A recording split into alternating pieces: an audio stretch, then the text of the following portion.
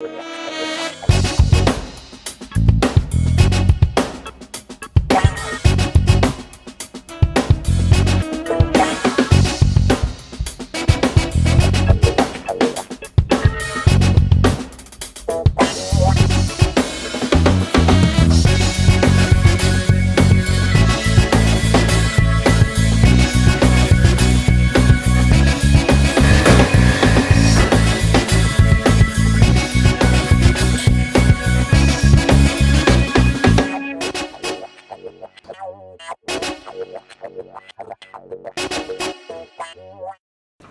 guys, welcome to Holly Off-Road ATV Repair.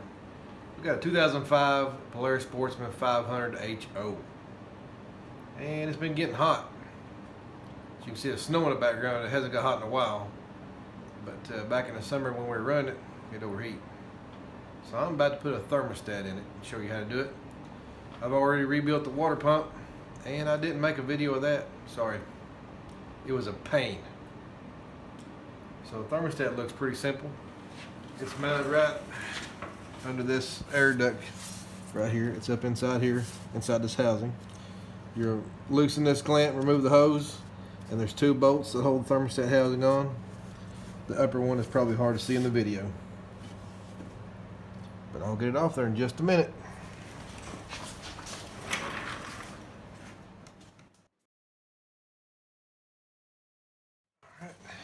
A pick tool like this is real handy to get hoses to break loose. Slip it in there, walk around the hose with it.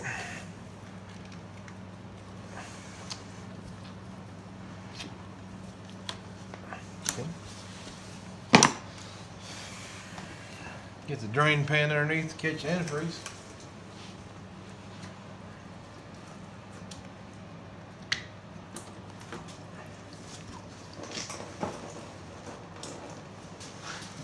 So you can see there won't be very much. Just take that hose and take it up out of the way like that.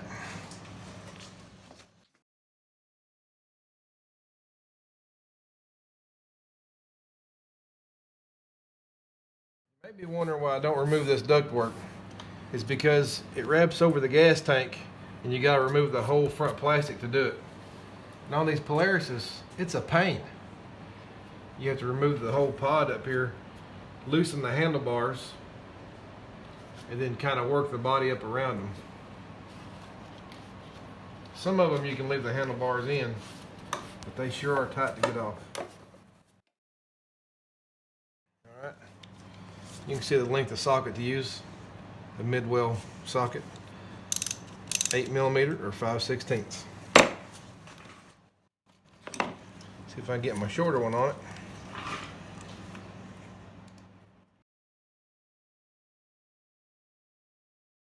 I would use an air ratchet, but it's tight up in there. I don't think it'll fit.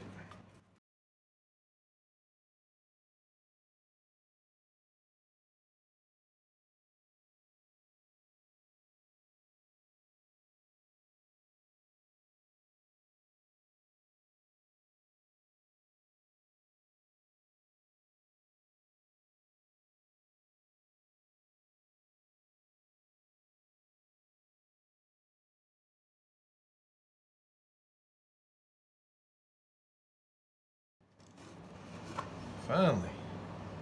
It's got that white corrosion on it that made it hard all the way out.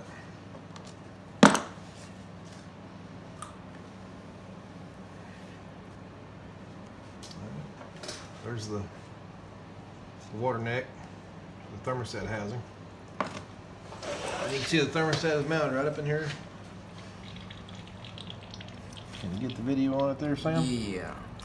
Alright. So you see the way it's mounted. This end always sticks out, okay? Now remove it. Alright.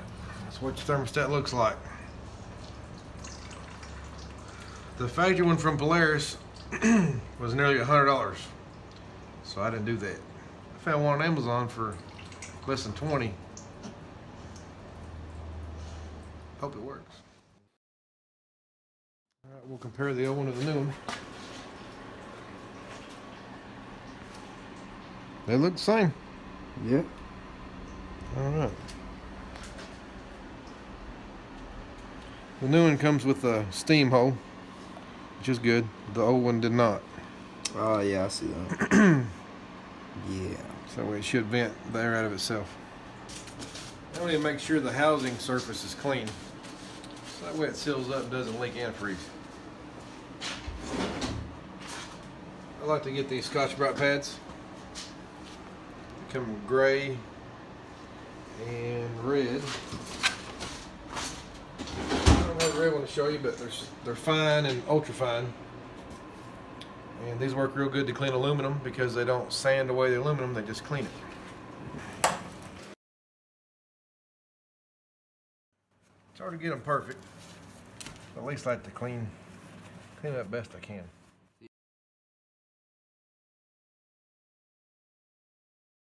I don't ever use a die grinder buffing wheel with a 3M pad on aluminum because it can wear the aluminum away. But I will try to use a wire brush on a little bit to clean out the groove where the seal goes. And I might try this custom made Scotch Brite pad around a wire brush. See which one works the best.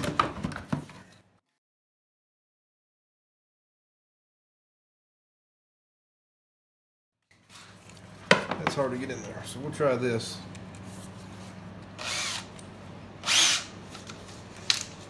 So what this is, I just cut off a piece of the Scotch Brite pad.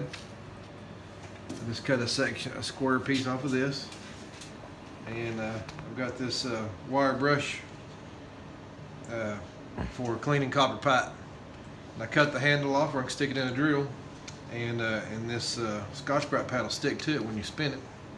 And so now it makes like a cleaning flapper.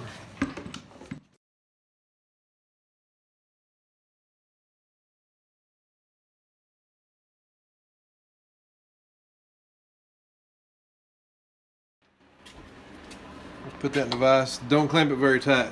Just snug enough to hold it from moving on you. If you over tighten the vise on it, you can crack that aluminum.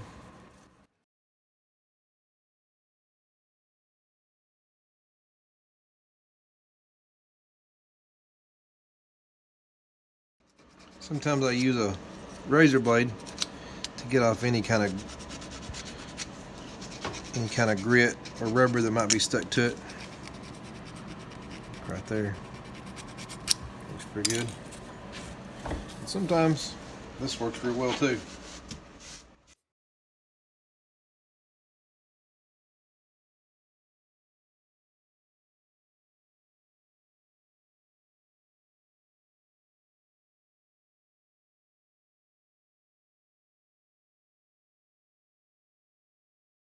So you can see that it still has a faint line around it where the gasket used to be, but it's clean. That'll seal well. Now with a clean rag and some carburetor cleaner, just wipe it off one good time.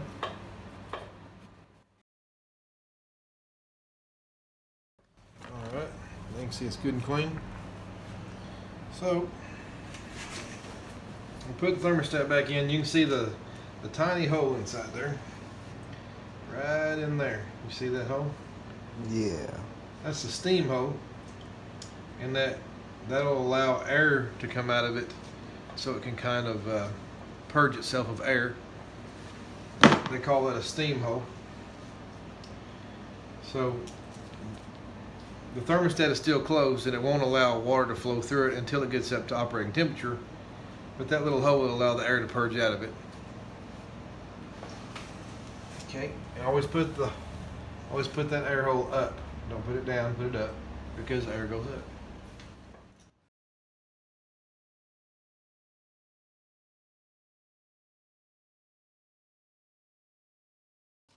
Get the bottom one started first because it's easy to get to. The top one is kind of a pain.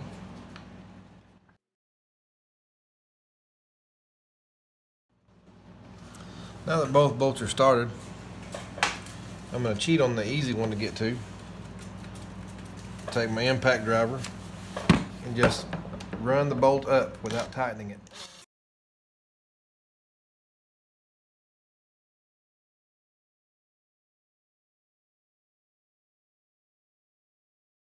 I used to not wear rubber gloves, but dealing with antifreeze, things like that, carburetor cleaner, it's best to protect your hands.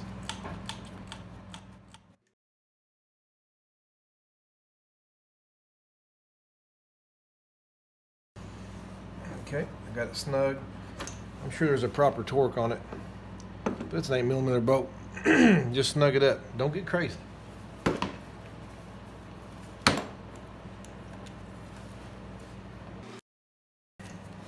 And we'll slide the hose back on it.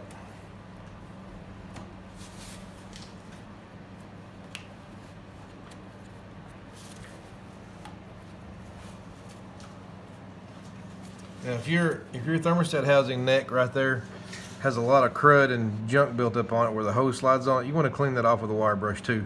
But this one was fairly clean, so it should be fine. Always put the clamp back in the same location it was before you started on it. If you move the clamp around, then it might leak.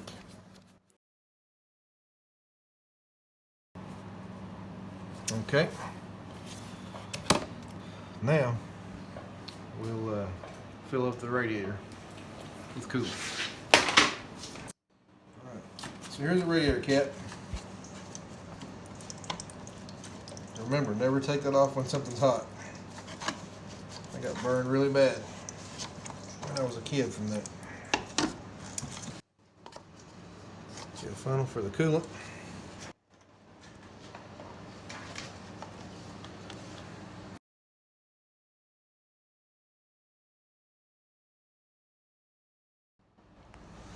Might take it a little while for the air pockets to come out. You have to pour this slow. Almost slower than humanly possible.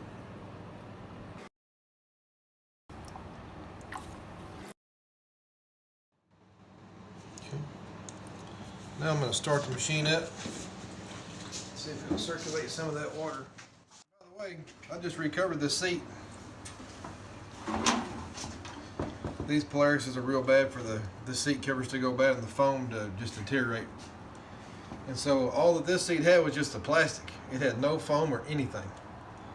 Instead of buying a seat from Polaris for almost $500, I found a foam on the A store, Amazon, and I found a cover. And so I was able to put a new foam and recover this seat for less than half of what it would cost to buy a new seat from Polaris. It took me almost an hour and a half to recover it, but it turned out real well. Much cheaper than going to Polaris. Alright, let's see if this will fire up. Alright, look at show the radiator, son, so that way Yeah. when it starts up, you should see it go down.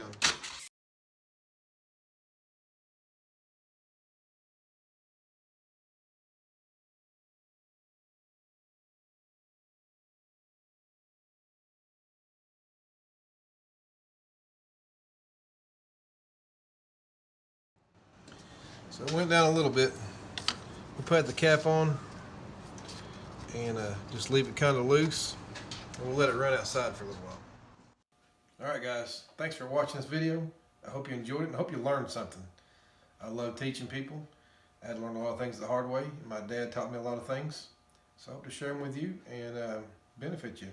So hit the like button, hit subscribe, and we'll be dropping another video soon. See you next time.